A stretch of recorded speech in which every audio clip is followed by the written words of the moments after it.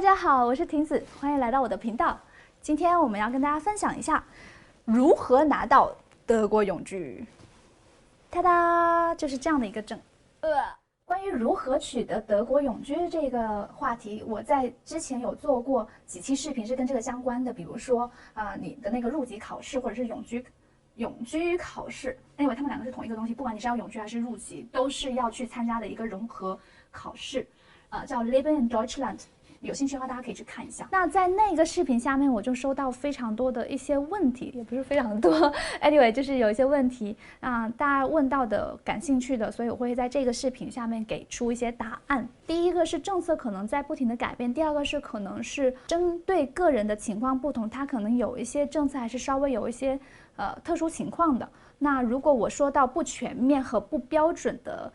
时候，请大家在留言区就是纠正。在决定设定这个目标的时候，我就是看着整个的材料清单来一项一项的把这些材料补齐。那最重要的两个其中门槛就是语言考试和融合课程的考试。总体来说，在德国取得永居的方式或者情况有3种，然后还有一种就是入籍。就第一个是德国的长居永居，或者德语叫做 Niederlassungserlaubnis， 然后第二种就是德国高校毕业生申请德国长居，第三种呢就是欧盟长居，然后第四个当然就是我们刚刚提到说的德国入籍。我个人拿到的其实是我刚刚提到的第一种。我会把这一些就是居留方式的详细介绍和清单列在这个视频的下方。我主要今天想要跟大家说一下的就是之前在那个别的视频下面留下的一些问题。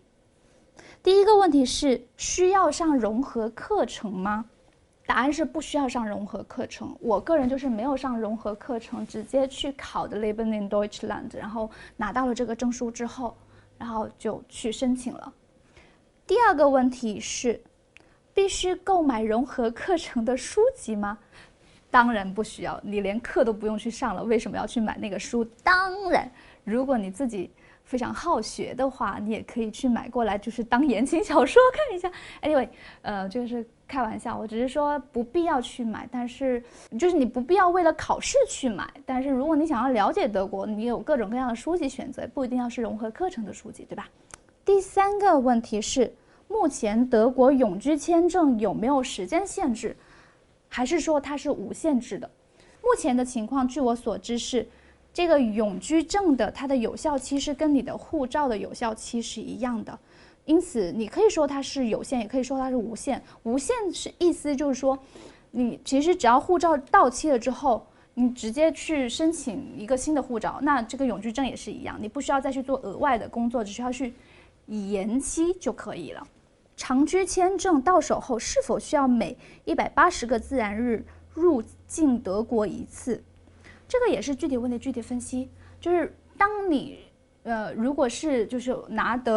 取得普通的永居证的时候，你可能不能够长时间的就待在另外一个国家，超过180个自然日。就对于大多数情况来说是不可以，但有一种情况是例外的，那就是如果你的配偶他是德国籍的话，那你就不需要遵守这个，因为相当于德国就是你半个家了，你不需要说被人规定说我每半年就是或者是就一定要回家一次，对不对？还有什么呢？需要跟大家说一下的是，这个德国长居下面有一个说，在德国持有长期居留许可要达5年，这个也有一个特殊情况，就像我这种。如果你的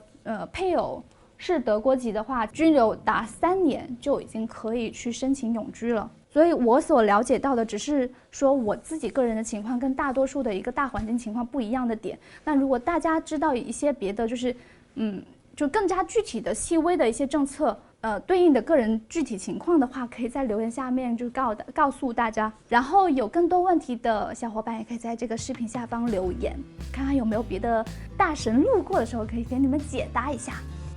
还有就是在这个下面我也会去附上之前准备的就是入籍考试的一个或者说永居考试的一些题型，因为不停的有一些小伙伴就是通过微信加我为好友，非常高兴认识你们。然后我们可能没有那么多的时间，就是平时的去沟通，但是我真的很开心，就是可以通过这种方式连接到德国各个角落的想要在这里长期生活下去的小伙伴们。我自己有在想说，我要不要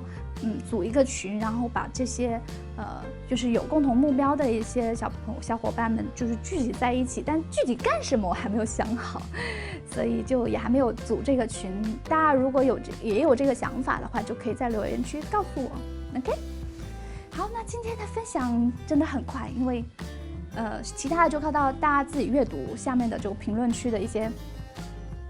其他就靠大家自己去阅读。OK， 今天到这里，拜拜，拜拜，拜拜。哦，我真的好饿呀，我要去吃饭了啦，拜拜。Niederlassungserlaubnis， 再来一次，怎么这么大呀你？